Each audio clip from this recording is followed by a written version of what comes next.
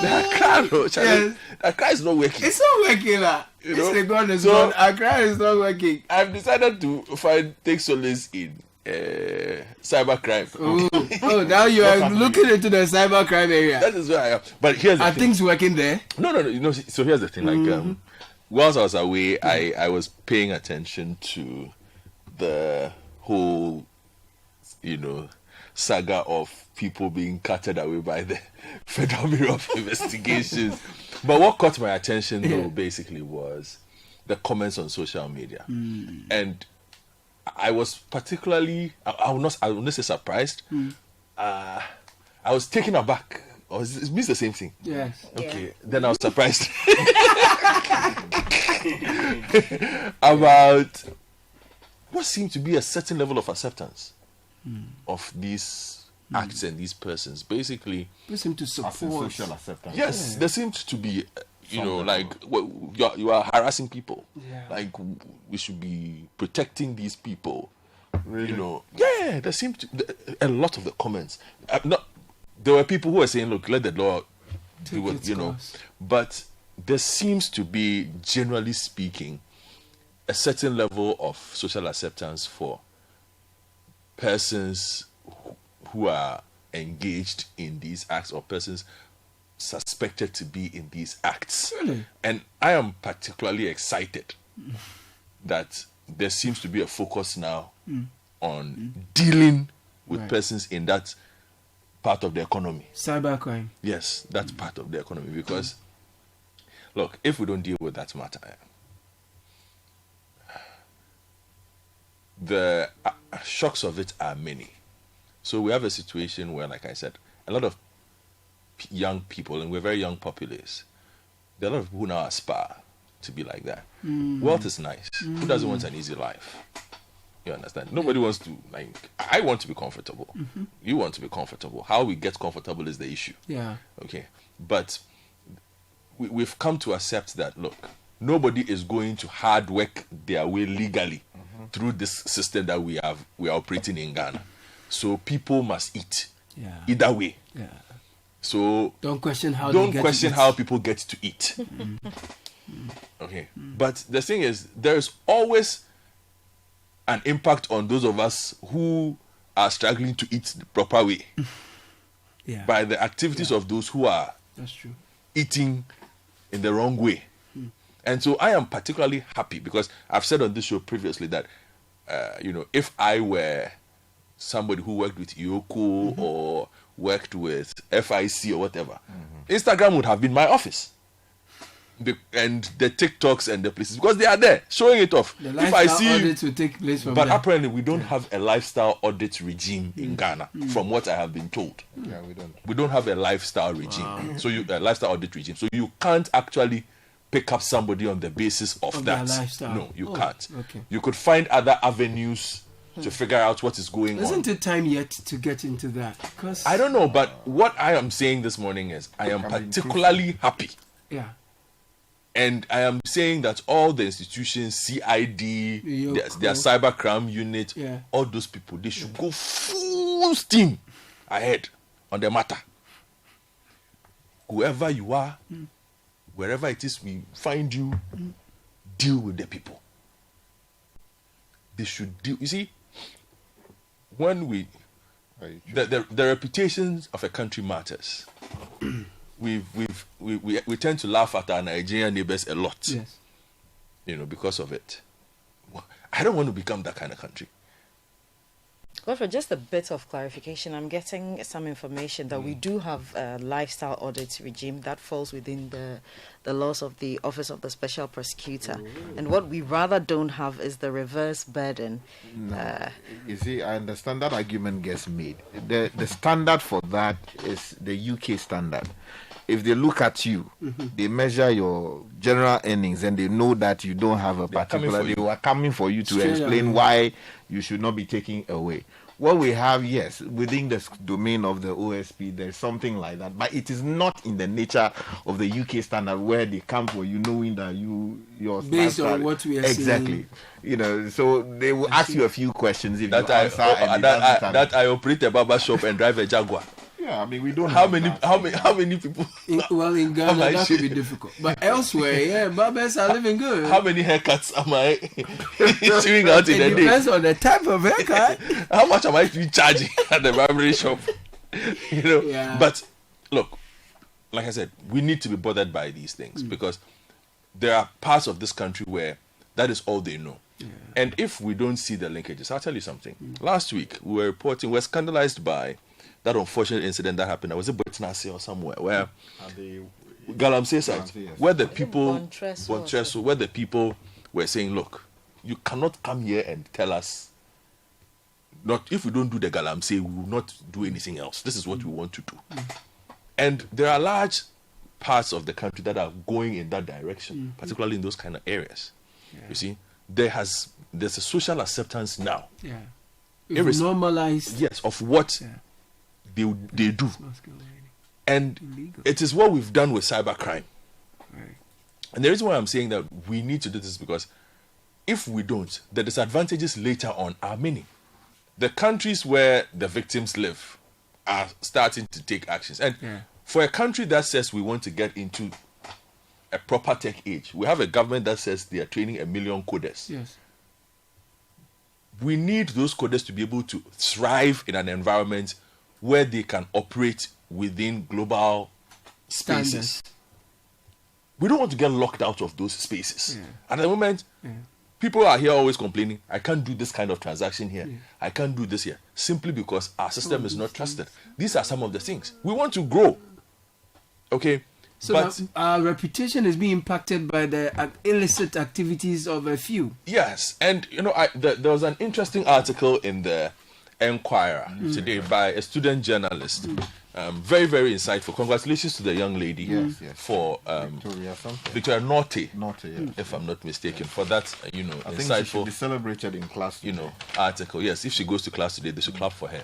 She did a really good article, and the thing is, she raises the points about people who make the argument that we are taking back what they took from us. If we had conversations with half these people, they don't know what colonialism is. You understand? They cannot make that colonialism argument to you. It's pure. It's pure. We set out to survive. We found a way to survive, and we are surviving. That's all. That's all. Okay.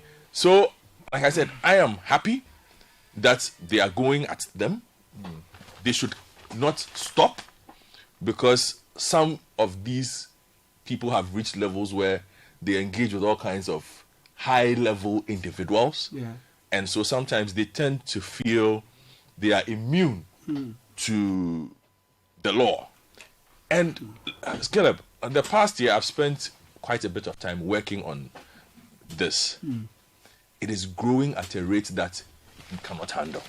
Which is why I am happy that at this moment, and sometimes I even ask myself, if it hadn't been that some of these activities were impacting external countries whose law enforcement organizations have gotten involved, would we have seen the kind of push? And there are those who have asked that question, and it's a legitimate question to ask. Because what we have seen in the past couple of months, why didn't we see last year? Someone will say, well, investigations are long term. Those are also fine. But at least it's getting done. So I am particularly happy, but I am also very, afraid of where we are now. Likely implications. Yes. If we don't take and it's growing. Action. I think you have an interview. Yes, go for it. Thank you for bringing our attention to this. And that leads us to speak to Dr. Suleiman Lazarus. Oh, yes. He's a visiting fellow at the Mannheim Center for Criminology at the London School of Economics and Political Science. Yeah, he knows a lot about cybercrime. Wonderful. He spends all his days 24/7. Yeah, so you go on. Dr. Suleiman Lazarus, thank you for joining us on this conversation we're having on the growing spate of cybercrime and its potential impact on us. Help us appreciate the scale of this and why it is very concerning. Yeah, it is very simplistic to say that it's concerning. It depends on the particular perspective from which you speak. There are some individuals that see this cybercrime in West Africa, particularly in Ghana, as a progressive move. Some people argue that it empowers the youth, and they see it from the point of view of the offenders, and they go to social media like Facebook or Twitter and they comment on such a narrative. But that is not the dominant one. I would like to argue that it is a problem not only for Ghana or West Africa as a whole, but the global world. Right, Doc, help us appreciate the historical timelines. At what point did this take off to such scale that is beginning to have implications for the sub-region as a whole? Yeah, historically, even during the colonial time, before the independence in Ghana and in Nigeria, in Ghana 57, Nigeria 60, the schoolboys during that time, they were writing pen and paper letters, sending to Canada, to USA, telling them they have gold, they have ivory, they have this, they have that, and collecting money from citizens all over the world. It was documented by the US consulate at that time. So historically, it's nothing new. Then, but from the year 2000, this element of the digitalization of society has a huge impact. Then, without any need for pen and paper and postage cost, people could just go online and do their normal scamming business. And there are varieties of business or subset of this cybercrime, because if you say cybercrime, it encompasses a lot of crime in the digital space, such as business email compromise, romance scam, hookup scam, investment scam, cryptocurrency scam. There are a lot. So as from 2000, the element of cyberspace has a great impact since then. But that is not only the changing of the gear, so to say, metaphorically.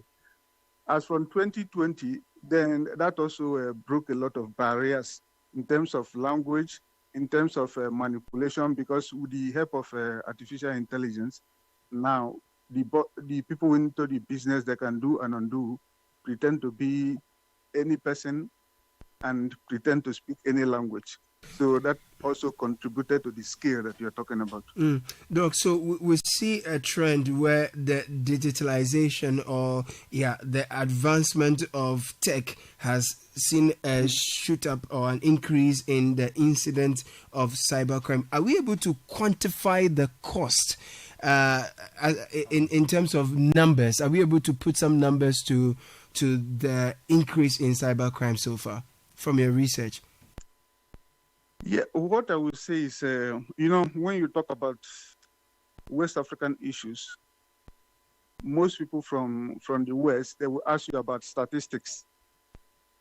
But in West Africa, Ghana, Nigeria, Ivory Coast, the way we archive data is quite different from the West. So from that point of view, I would say that I will be reluctant to put a number and say, 80%, 50%, or 10%.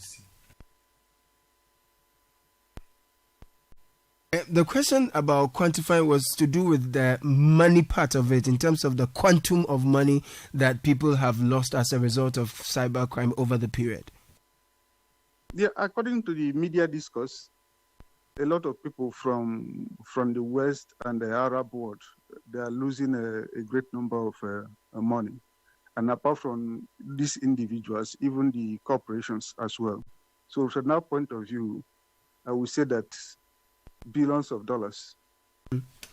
Would you? Yeah, we say billions of dollars. Yep. Would you say that the African governments, especially within the West African sub-region, are dealing with this sufficiently, or there's a way you think that they need to approach it differently so we get some more results? Yeah, to get more results or to reduce to reduce these cybercrime issues, the West African government, Ghana, Nigeria, and other nations, Cameroon, they need to do much more than what they are doing. One angle of improvement is the issue of public perception, because many people in Ghana and Nigeria, they perceive these cybercrime issues as not a problem. And they compare the government and they'll point out, oh, this local councillor, this governor is corrupt, these small boys, they're just trying to survive. If they have a legitimate way of earning a substantial income, would they be doing this or doing that? I am saying what people say on social media. That's right. So that is a good place, a good starting point, because that public perception also kind of offer social legitimacy for this type of business. So then what needs to be done?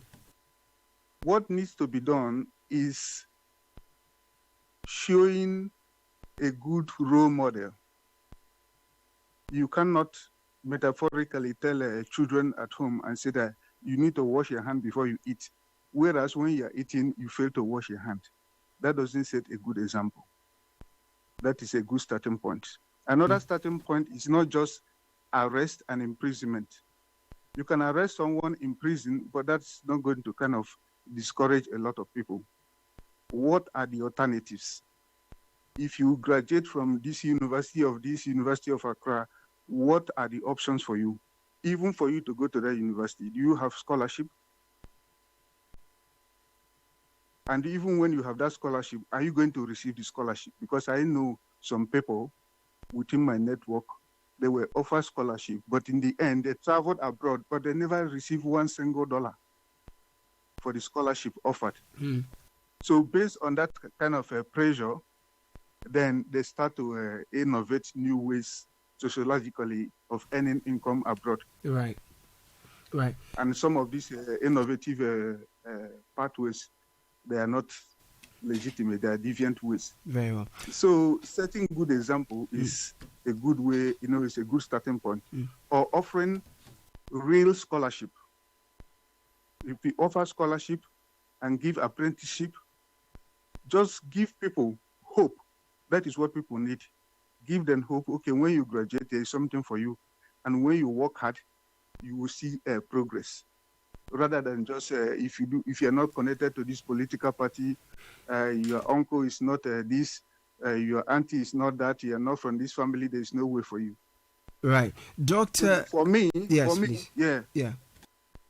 I say for me, this underground work, that is a real way of making progress, rather than just all this political or media rhetoric about this, about that. We're going to arrest, we're going to tighten. No, right. That is just Right. Dr. Suleiman Lazarus, thank you so much for spending some time with us on this particular subject. He's a visiting fellow at the Mannheim Center for Criminology at the London School of Economics and Political Science, LSE. So, reiterating the point you've made, that a lot of people are endorsing it, actually, saying that, you political figures are corrupt and this is just one way young people are trying to fend for themselves and you're trying to clamp down on the...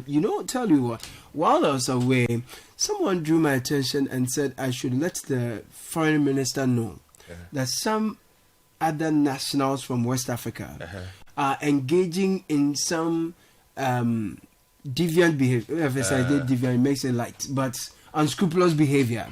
But when the authorities catch them, apprehend them, and ask them to show their identity, they tend to have Ghanaian passports. And that is not affecting Ghanaians within the space, because then the conduct of the other West African nationals is being smeared on all of us. So now people are approaching us as individuals, as Ghanaians, and they are dealing with us in light of the illicit conduct of others. And I think that's what this portends for us, as you're putting it, right? Is that correct? Yeah, and like a couple of years ago, I was living somewhere.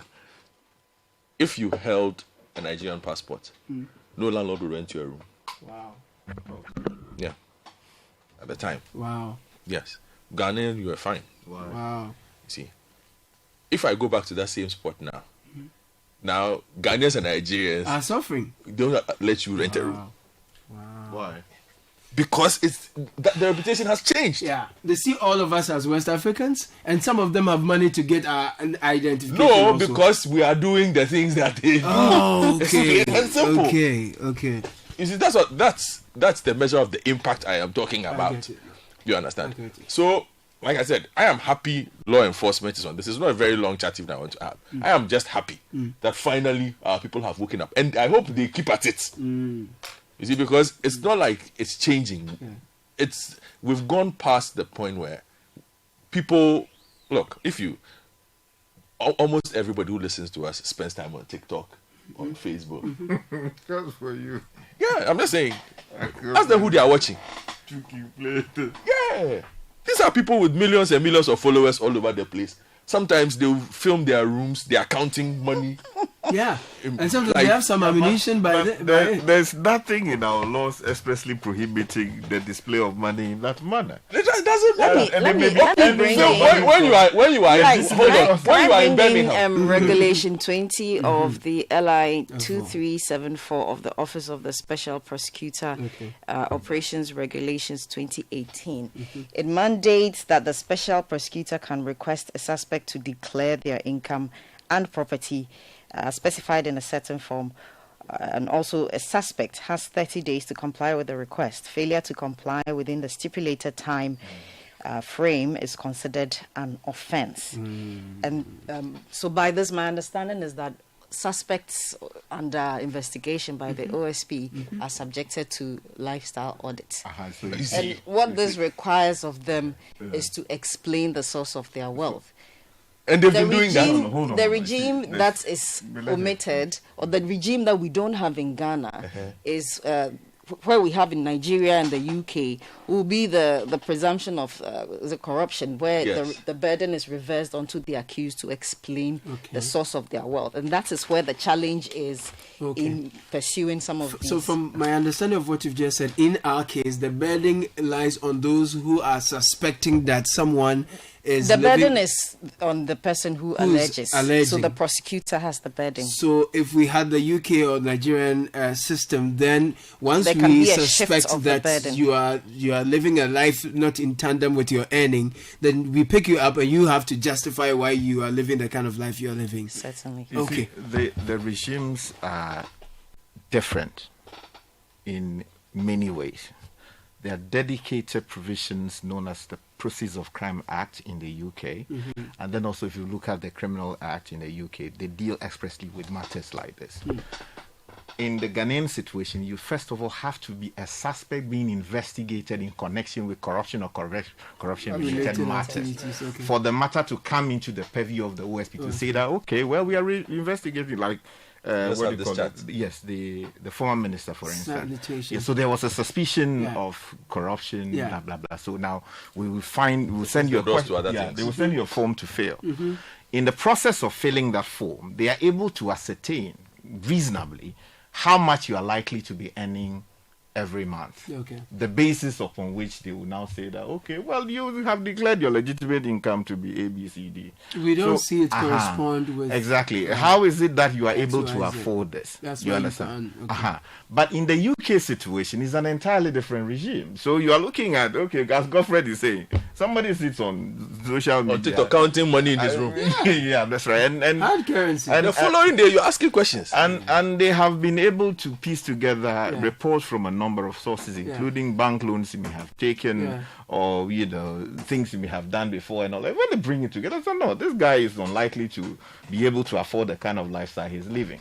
You understand? So when they use the poker and related pieces of legislation, they then bring you in and say, well, that proves to us why our assumption that Are wrong. this is a criminal, these are proceeds of crime, are wrong. Yeah. You understand? So in that case, the ordinary position of the law has shifted. That you now have to prove that, look, the presumption is that you have committed a crime. Now prove to us why you should not be culpable. Right. That is what some Ghanaian people say. pushing for. Yeah, so the Speaker of Parliament, The OSP the is likes pushing of for Dom that. Levo have talked about it. But you see, because I did my master's in this space, I have my own difficulties with it because it can be intrusive. Okay. It's like Godfred is saying. Someone has sat on social media and is showing off his money. Then the state presumes that the person has committed a crime. I mean, is that a legitimate way of determining whether the person has committed a crime? But if I sit in a room the size of this studio and half the room is filled with money, yes, you don't But think people the can state, make complaints. the state, OSP the receives state should complaints just from the ask you public. what exactly is going on there? I don't think that I think that is problematic for me.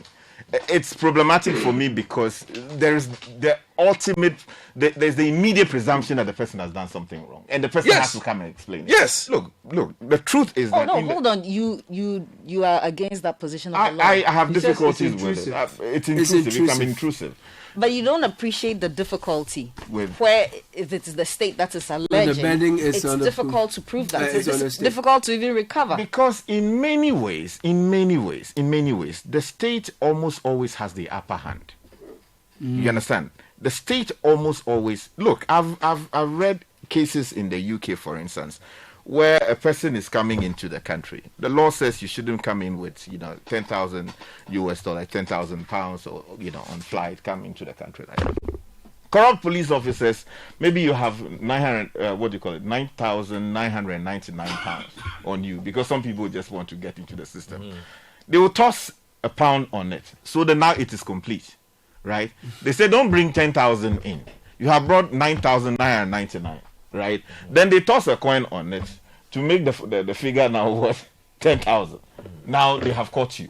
Now you now have to explain the basis for bringing that money into the system. I'm saying that, yes, I understand the difficulties of trying to trace proceeds of crime and fighting it.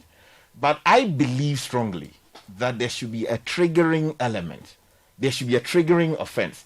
You first of all must have committed some offense, right? Maybe you tax evasion or some level of money laundering or sophos who are using their churches in some cases to bring illicit money into If I don't call you, how will I figure it out? No. So you see, so you grab the person first of all on that offense. And then in the course of your investigation, so that then triggers the element like the OSP case. Okay. But what Ghanaians are saying, what the people are What I am also saying. what you are also saying is that merely because you see me driving, Yes. my my small Toyota, Yes. you say, this guy, why is he not a cleaner in this office? Right. You should come and explain. Why? When I was wait, hold on, let me finish. When my poverty was dealing with me, did you ask Nobody me? was asking you. No, but you see, So let me get some. I know. Let me get It can some be more intrusive. clarity. It We'll can be continue. intrusive. I'm not saying it's entirely wrong, Right, but right. it can be really So the intrusive. conversation is really exciting, and we want to get some more nuance on to this conversation. Director of Strategy, Research and Communications, Samir Dako with the OSP. He joins us with some more perspective onto this conversation. So, Samir, thank you. I'm sure you've been listening to the conversation. What more would you love to add to this? Thank you very much, Caleb, and a very good morning to your guest. There are a number of regimes in Ghana that can be used for lifestyle audit, but let me begin with the one that I'm familiar with and worked with. So at the OSP, if for instance we see you, Caleb, drive an S-Class Maybach, say X300, it will immediately trigger our suspicion, and we are empowered under our law to seize that vehicle as being tainted property, and we can seize that vehicle for up to 7 days without a court order. And if we are unable to investigate and finish on time, the law says that we should go to court and confirm the seizure for a bit more time to investigate. That would mean that we would have already assessed you. We would have seen that how much is the salary of Caleb at CTFM. We would have checked a few other things to be sure that we do not think that your lawful income matches the vehicle that you are driving. So that is how someone becomes a suspect in the first place. Now, so is this for public officers or private individuals? Because if you use me, for example, maybe God has blessed me, it's a dealership or something. Sorry, it's for everybody because we do not know at what point you might have engaged in corruption. So I was coming to the limitation. So if you take my office, for instance, because we only deal with corruption and corruption-related offenses, at the end of the day, when we have gone through it, we must point out that you might have gotten proceeds arising out of corruption to have bought that vehicle. But for the presumption that we think that your unlawful income does not match what you have, anybody at all can be picked, because we never know when you cross and work with, say, a public official or with a politician or with an associate of a politician. And this is why, Sandra, we explain to people that the definition of who we can investigate is vast. It talks about politicians, and it says associates of politicians. And when it comes to the associate, it mentions mother, father, child, husband, wife, close friends, and associates. Hey. So you have a lot of people to be investigating our crowd. Yes, Ghana. but I'm coming to it. The challenge with Ghana's regime, and I noticed Sky was talking about it. See, we call it generally across the world. It's a world standard. It's not just in Ghana. We call it non-conviction-based forfeiture. Now, when we talk about non-conviction-based forfeiture, it allows us to be able to seize proceeds of crime without necessarily having to go through a criminal trial. So that is what we do. And when we talk about non-conviction-based forfeiture, it allows for what we call the reverse burden. Now, the reverse burden simply means that all that the lawmaker needs to, the prosecutor needs to do, is to be able to prove that we have cross-checked everything of yours. We have seen that you have not won a lottery. We have gone to the taxman to check. You have not paid taxes on any gift you have received. Maybe you said it's a gift. And of course, the courts in Ghana don't double in spiritualism, so you can't tell us that Juju man gave it to you, for instance. So we would have done all these basic work before we come to you. And then the onus will now shift to you to now show us the legitimate source by which you got what you are saying. That is what Ghana is lacking. But our constitution expressly allows for reverse burden under Article 1916. It's already been provided for. And that's why in Ghana, under the Money Laundering Act, I think there have been debates about whether there should be predicate offense or not. We think that it's a direct non-conviction regime under the Anti-Money Laundering Act, where if your lawful income does not match and it's proceeds of crime, the state should be able to take it from you. But the challenge, as I said, and even if you read, I think Article 2.8, I've forgotten the real chapter, is talk about unexplained wealth. So if you look at Ghana's regime, our constitution is in full support of non-conviction-based forfeiture, except that we have not developed the legal instrument to operationalize it. So, for instance, I'm aware that when they were considering the Office of the Special Prosecutor Act, we had an express reverse burden, but in the course of deliberations, it was taken out because of this fear by politicians that it may be subject to abuse. But it does not mean that Ghana's legal architecture does not recognize non-conviction-based forfeiture. We have just not been bold enough to flesh it out because a lot of people fear abuse. But everything in this world is subject to abuse. And that's why there are checks and balances. That's why you have to also go to court and do the basic work, which is that you are trying to tell people that I've done the basic work, cross the dots, and that this guy cannot still afford the lifestyle he's living. So that's the challenge we have in Ghana now. Sami, please hold on. Godfred has a question for you. But I want to sound like the somebody who doesn't know anything. So are you telling me that the OSP sees some of the displays that I have been recounting, and this spirit we have in cybercrime and its, alleged perpetrators displaying their wealth on social media, and the OSP acts on it? Yes, the OSP acts on it. I didn't want to disclose this, but there was a time, I'll make a test because it's still under investigation. There was a time that a prominent young man had displayed, I think, a private jet or something. If you ask that business young man, he will tell you that he has appeared before the OSP.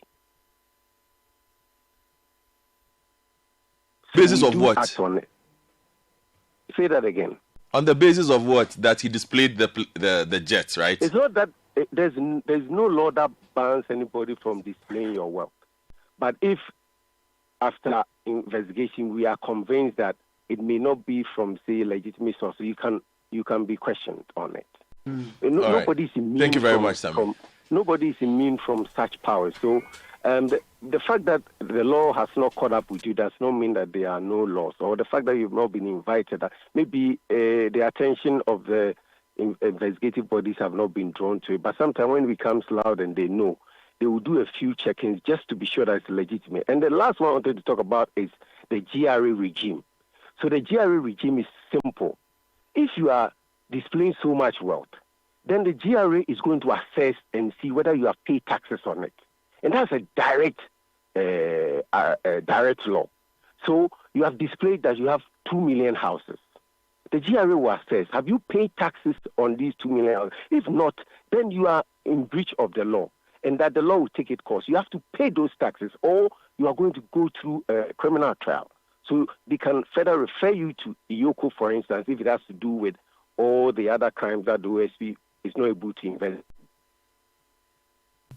All right, Sammy, thank you. I just wanted you to throw some light on the LI to operationalize the non-conviction based forfeiture. What work is being done to get that operationalized? Is there anything in the offing? So currently the LI is always operationalized. There is nobody who is an investigation at the OSP that you will not be made to fill the declaration of property and income form. And this form is very intrusive. It asks you even money that you may have with your girlfriend. That's how intrusive it is. And you have 30 days within which to complete. Failure to complete the form in itself is a criminal offense that attracts a jail term of not less than 2 years and not more than 4 years. So if you remember the Madame Dapar case, she was before a criminal court on the basis of failing to declare to fill the forms. But all those things were terminated when the OSP decided that the evidence that it had did not fall within its mandate, and it sent the case to IOCO. So we do operationalize it. What I've said is that Ghana itself needs a better and a more concise law on non-conviction based forfeiture with a reverse burden attached to it. Because without the reverse burden, it's so difficult sometimes. Sometimes you can find evidence that the person's lawful income does not match the asset, but you cannot tie it to corruption. And that's where we have always said that it's difficult fighting corruption or other financial crimes, because you can see that this person's wealth is tainted, and yet you are unable to tie it to, say, corruption. Right. And what is corruption? That maybe he got it through some contract, bribery, or through procurement breaches and all that. And sometimes you're unable to see it, because some of the crimes we have come to know, money changes hands. They don't even pass it through the financial system. Right. Sammy Darko, thank you so much. That was the Director of Strategy, Research and Communications with the Office of the Special Prosecutor. OSP. Not in me, I get. But the rich men are not happy this morning. The rich men are complaining. They say that, look, you can't come to my house and say, based on my car, you are coming to seize or investigate ABCD. Basically, the lawmakers didn't allow, as you heard from the interview, he said that the lawmakers thought there will be an abuse of the system if they allowed for an investigative body to investigate someone based on what they think is, and based on a lifestyle audit. So we need to do the reverse something. No, you see, so the general position of the law is that he who reverse alleges, burden. Yeah, he who alleges must prove the elements of the allegation he's making against you. Yes. So if I say that I'm the prosecutor, I say, Caleb, Yes. you took money belonging to another person and you intended to keep it forever, Yes. without any intention of giving it back to the owner and all of that. You have stolen the money. I have to go to court and prove that, yes, the money belongs to somebody else on so and so date you took it with the intention to permanently deprive the person of it, and that you had no basis for doing what you did, right? I have to prove all of that. Right. If I finish proving it, the court is persuaded that, oh, yes, you have a case to answer, then you'll be invited to now answer the case. Okay, yes, this is the case against you. You say that, oh, because he owes me so and so, and we had an agreement that, if you came to the house and there was some money on the table, you could take it without even asking me further questions. And it was on the basis of that you came to the house and you took the money, and that you were not stealing. You were just simply giving effect to the agreement we had. In that case, the court will find that what? You didn't steal the money. But if you cannot prove that, oh, there was that prior agreement, blah, blah, blah, blah, and just took the money, then in that case, you'll be found guilty of what? Stealing. What happens in the case of reversing the burden is where the prosecutor only needs to prove the basic fact that, yes, there was this money and then it was in your possession.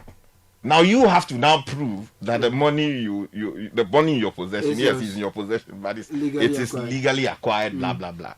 In the case of the corruption thing we are talking about, with the greatest respect to Sami, you, as what do you call it, Caleb, you cannot be driving your Lamborghini and someone at OSP will simply say, come and answer questions as to why you got Lamborghini. There is no law in my respectful view in Ghana like that. Oh, nice. There has Should there be? I guess that is that's otherwise by now I'm sure they would have lined up everybody in Ghana to be asking questions. No, they don't have to line everybody in Ghana, but there are some people that need to be lined up. Hold on. There is always a requirement of a predicate offense, and in any event, we are dealing with corruption and corruption related, right? There must be a basis to invoke the authority of the OSP. I don't want to even deal exclusively with the OSP, because for some of the elements that my point was premised on, it has nothing to do with it's simply people performing criminal acts. Correct. No, you see, you are suspecting that merely because someone is displaying $100,000 bill. That is a reasonable suspicion. No. It's not reasonable suspicion. The reasonable suspicion must be built on a certain persuasion that, on the basis of everything that there is to know about a particular fact, it would seem that the person has done something in excess of legal requirement. The facts, merely because I'm driving Lamborghini. So hold on. I think that the law enforcement would this be a reasonable? So if I work in law enforcement, and like I said, Caleb owns a boutique. Yes. The boutique sells shoes. The average price of a shoe in that boutique is 350 Ghana cedis. Yes. Okay. He has only that boutique. But he drives a Range Rover, drives a Lamborghini, drives an AMG, right? And only says what he is involved in is the boutique that he sits in front of. Only says that to who? To everybody else. To the general populace, that is what he does. Hold on. Okay. To the person who sits aback in a certain office, would it not be a reasonable assumption to say, Caleb, I have observed for the past 3 months that you run a boutique. Only 5 people enter your boutique in a week, in a month. But you have 3 cars that are valued at maybe $250,000 put together. I want to have a chat with you. Is that not reasonable? No. I believe that constitutes reasonable suspicion. I have a different opinion. I think that clears the hurdle. Yes. You see, then that is where intrusion comes in. Hey, this guy won't catch anybody. Hold on, no, that's okay. I mean, you have articulated it. I get you. I'm saying that the requirement of predicate offenses, in my respectful view, is the right approach to dealing with matters like that. Because you cannot, if we do that, the abuses we see elsewhere will be in play here in Ghana. In plain English, you are saying that until someone I see, and based on his lifestyle, corroborating, based on his lifestyle, if we run a lifestyle audit, underlining offense. You're saying that until there is suspected crime, or there is reasonable grounds to say this person has engaged in some crime, we cannot base on the person's lifestyle, which is not corroborating what they seem to earn, and say there's reasonable grounds for investigation into their earning. Is that what you're saying? So put it this way: even the concept of reasonability is one that is debated in literature. What is reasonable to you may not be reasonable to Akoto. And when it comes to law enforcement, that is where abuses come in. They say, does the police officer have reasonable suspicion that you have committed a crime? I am saying that if, for instance, as it would seem to be the case in the former minister's case, Sanitation Minister. Yes. They said that someone had taken money unlawfully out of her house, right? And that became the subject matter of a case before the courts. Now, when the matter hit the public domain, the OSP then, after taking notice of her earnings as a minister of state and entitlements and all of that, decided that the amount we are talking about may well be in excess of requirement, and keeping that money in her house, there will be issues with that. So then their mandate was now in play to go and invite questions and then answers on the subject of whether there was corruption or corruption-related offense. You understand? So there was an underlining basis for going there. But that's not a predicate offense. No, that's it is reasonable not. Suspicion. No, hold on. In this case, I am saying that Sami made a statement that Caleb, beautiful, whatever it is, driving his Lamborghini. I'm not saying you have one. No, and then OSP says that he has the authority to invest. I'm saying that in my respectful view, reading the laws as I know them, there is no authority like that giving the OSP.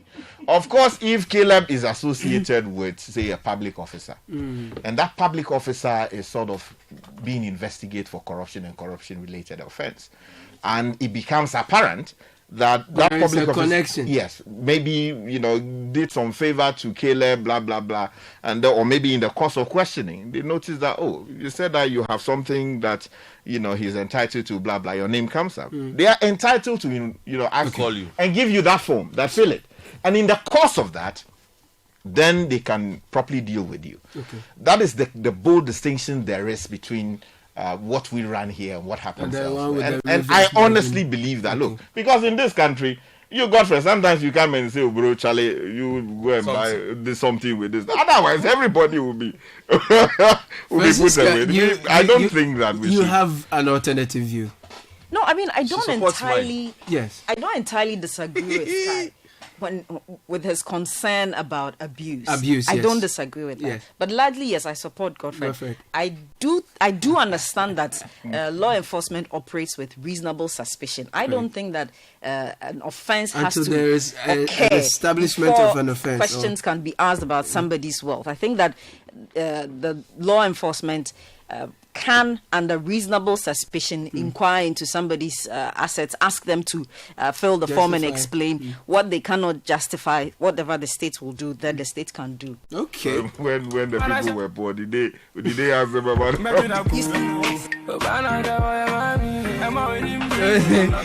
no one is investigating my poverty.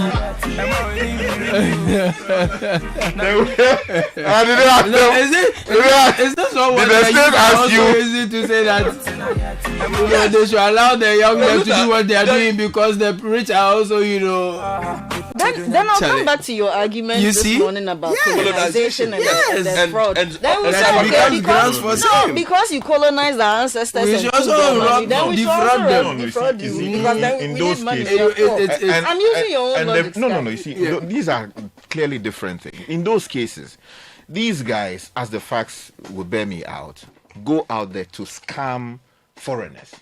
They pretend that they are women, they are looking for love, and these people have the potential to love them, and they mislead them into making huge transfers into their bank accounts.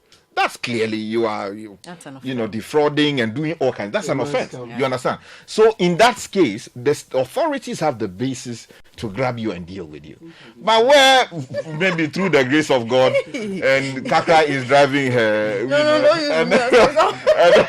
and then maybe somebody is envious at the OSP and says that, oh, Kaka, why are you driving your message? So I think that is a threat. There's no should the provision police like that. stop cars and search them based on the fact that they think there could be something wrong in there? Based on the argument. No, but I'm coming to. That's why I'm making the point about. I'm making a case that the law enforcement will apply reasonable suspicion. It will be unfair to say that because maybe I've seen Goffred's, 2025 or 2026 Lexus, and I'm feeling jealous, so I go and report, and so they will act on my evil intent or malicious intent. No, I believe that even if I do report and they look into it, they are going to act based on reasonable suspicion.